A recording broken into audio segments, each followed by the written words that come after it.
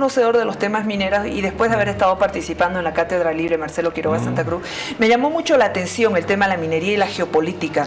Tú sabes que en el programa abordamos mucho estos temas y ayer hablábamos del litio, también el oro, el tema del contrabando, el desorden que hay en ello.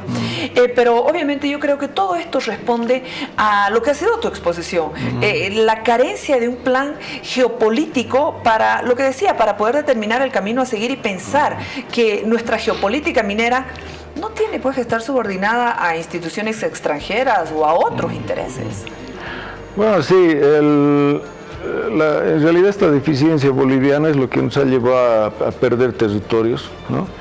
Por ejemplo, yo mostraba un mapa del litoral que fue boliviano, donde habían mapeado toda la riqueza minera que estaba ahí, y mapas hechos por empresas chilenas sobre territorio boliviano, con las riquezas incluyendo el agua que existen en Bolivia.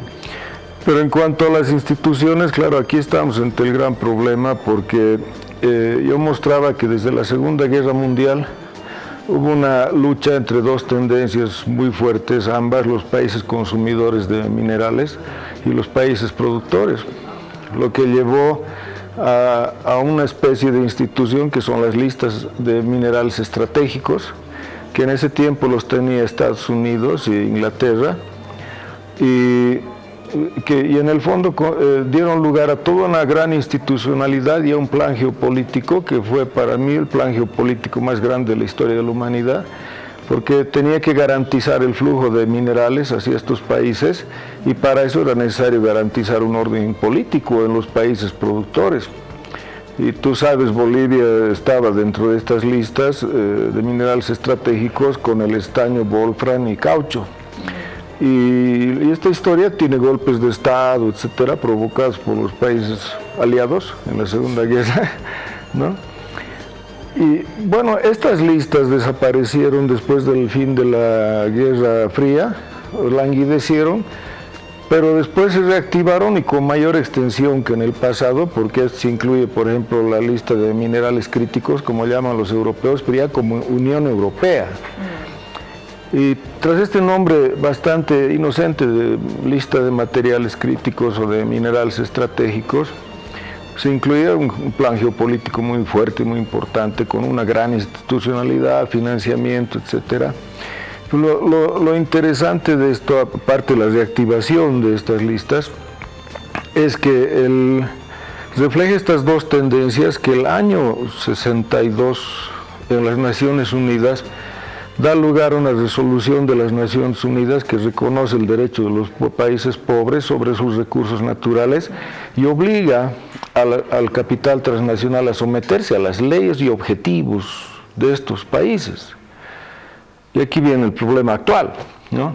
Es que frente a esta resolución nace de otra institución, el Banco Mundial, nace el CIADI y los tratados de protección mutua de inversiones, que Bolivia suscribe entre el año 1994 y el 2002, una veintena de tratados que prácticamente someten al país en términos serios, no demagógicos, a un orden imperialista. ¿Por qué? O sea, aquí podemos ver, por ejemplo, como son tratados de protección mutua de inversiones, primero lo mutuo es un eufemismo porque Bolivia no tiene inversiones que proteger en el exterior, por lo cual al firmar estos tratados se somete solo contrae obligaciones. Pero por otra parte, como se trata de protección mutua o protección de inversiones, lo importante es cómo se definen las inversiones. Claro. Y las inversiones se definen más allá del sentido común, porque el sentido común va a decir inversión son lo que tú has gastado, ¿no es cierto? Y te podemos pagar daños y prejuicios, pero en inversiones se incluyen, dejando además límites abiertos a mayores inclusiones, las concesiones de recursos naturales que se les entrega. Claro. ¿Ya? Entonces, desde que se reconoce esto, las concesiones de recursos naturales como inversión de la empresa, es decir, ahí adquiere un carácter geopolítico de primer orden, porque está cediendo algo que es territorio y además siempre ha sido patrimonio nacional. Entonces la empresa tiene, esto es expropiatorio y yo no tengo ninguna duda en llamar colonial. Sí, ¿no? claro que sí. Bueno, y además que al estar subordinado a instituciones extranjeras, Pablo, las instituciones extranjeras solo buscan acomodar e invertir sus capitales en el sector primario minero y no en el secundario, en los países en desarrollo. Exacto, así es, y las estadísticas muestran que ese es el objetivo de las inversiones, pero además aquí Bolivia se compromete a proteger esas inversiones, a respetarlas y a fomentarlas. Entonces, cuando Bolivia va a un tribunal del CIADI, como tenemos 14 casos, incluyendo el de Quiborax, ahí tú puedes ver los textos y ahí dice, Bolivia se ha comprometido a proteger estas inversiones y a fomentar las inversiones. Es como si tuvieras una casa y te obligan a alquilarla. Claro, ¿y por qué no se entiende este tema? Que el fin de la inversión extranjera, Pablo, como forma política, solamente ha servido para el enriquecimiento de los países inversores. Así es, y además hay un mito que es bueno, una de tantas veces en que quedó revelado, como el caso de Aguas del Tunario, de la Bechtel, es que ellos no pusieron capital, vinieron a hacer su capital acá, subiendo los precios, ¿no? Ahora, el problema de esto, y digamos, además, es que el 2006 Bolivia se comprometió, el nuevo gobierno se comprometió a romper estos tratados, ¿ya? Y la constitución política del Estado que salió de Oruro, la nueva constitución, daba 2 años de plazo y luego lo negociaron en el Parlamento elevando a 4 años de plazo. Pero aquí el problema grave es que estos tratados, ¿ya?, que someten prácticamente al país, tienen primero un periodo inicial en el que no puedes romper, que va entre 10 a 20 años según con qué país has firmado, y una vez que los rompes, técnicamente se dice los denuncias, entonces tienes también entre 10 a 20 años en que sus efectos continúan. ¿Te das cuenta? Entonces de aquí es que venía una necesidad estratégica para el país de romper estos tratados cuanto antes, no por el gobierno que estaba en ese momento, sino por los gobiernos por venir, porque hay tratados que los rompes hoy y tienes que esperar 20 años hasta que sus efectos fenezcan. Entonces, o sea, el país continúa sometido a estos tratados, pero además en estos 10 a 20 años te pueden salir más Quiborax, claro, más casos como Quiborax, ¿te das cuenta? Y una cuestión importante para la economía nacional es que lo que ya se ha pagado ante los casos llevados ante el CIADI son 785 millones de dólares, ¿ya?, sin contar los que quedan pendientes como Glencore, por ejemplo. Pero además de esto, por no llegar al CIADI se ha pagado otra cantidad, de modo que pasamos los 1.000 millones de dólares. Entonces, esto es, siendo así, podemos preguntarnos por qué Bolivia no rompe los tratados. Y uno de los tratados que sigue vigente es el tratado con Chile. O sea, no el de 1904, sino el de 1994, ¿no? Entonces, por el cual Quiborax nos llevó ante el CIADI, ¿ya? ¿Te das cuenta? Entonces, por eso te digo, si lo rompemos hoy, tenemos que esperar, si no me equivoco, 10 años más, que se llama de ultraactividad, que el tratado sigue vigente antes de fenecer. Entonces, por eso el país está todavía prisionero de este sistema que nos prometieron liquidar.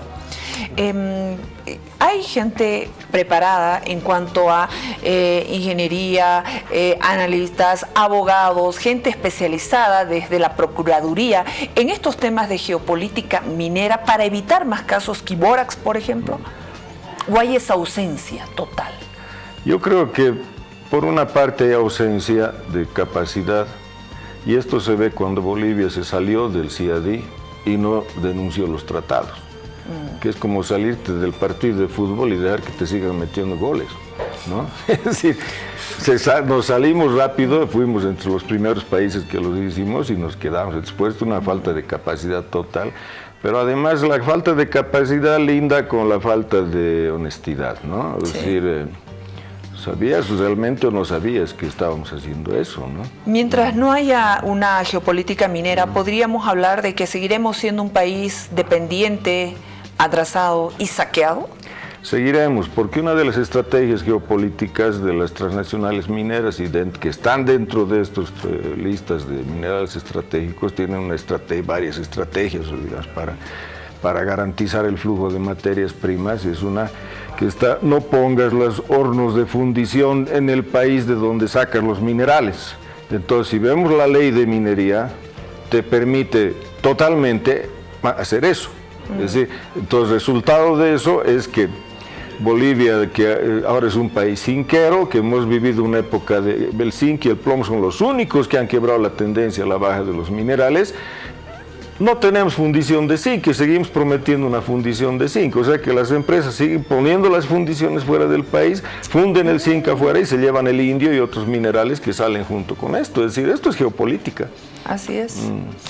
Finalmente, Pablo, el hecho de la inversión. El hecho de la inversión, que está muy ligado al tema de la geopolítica, nos obliga asimismo no solo a la idea, esa idea de captar inversiones y captar inversiones, sino por lo que conozco y tengo entendido, de proponer y destacar también nuestra necesidad de transformar nuestras materias primas mineras para no seguir siendo lo mismo de lo mismo, dependientes, atrasados y saqueados.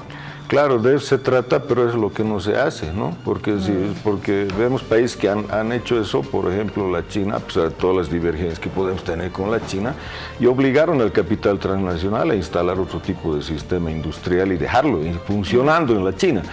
En cambio, en el caso de Bolivia, seguimos con este sistema en que por cada $100 que exportamos nos dejan $4, claro, que no alcanzan ni para tapar los huecos que han dejado, ¿no es cierto?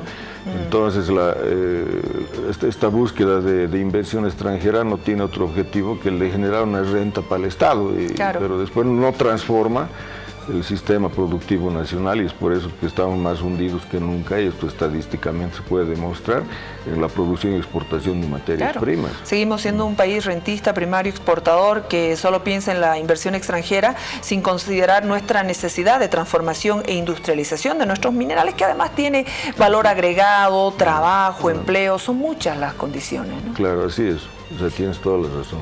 Gracias, Pablo. Gracias, Pablo. Sé que estás trabajando con un importante documento sobre las represas, así que ya te comprometo públicamente para que nos acompañes dentro de muy poco tiempo. Así que la invitación siempre para ti. Muchas gracias a ti.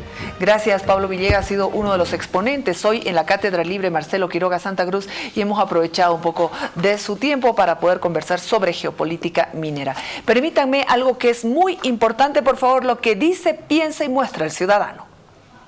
Contacto Ciudadano. Envíanos tu video o tu fotografía. Denuncia, informa, comparte con nosotros.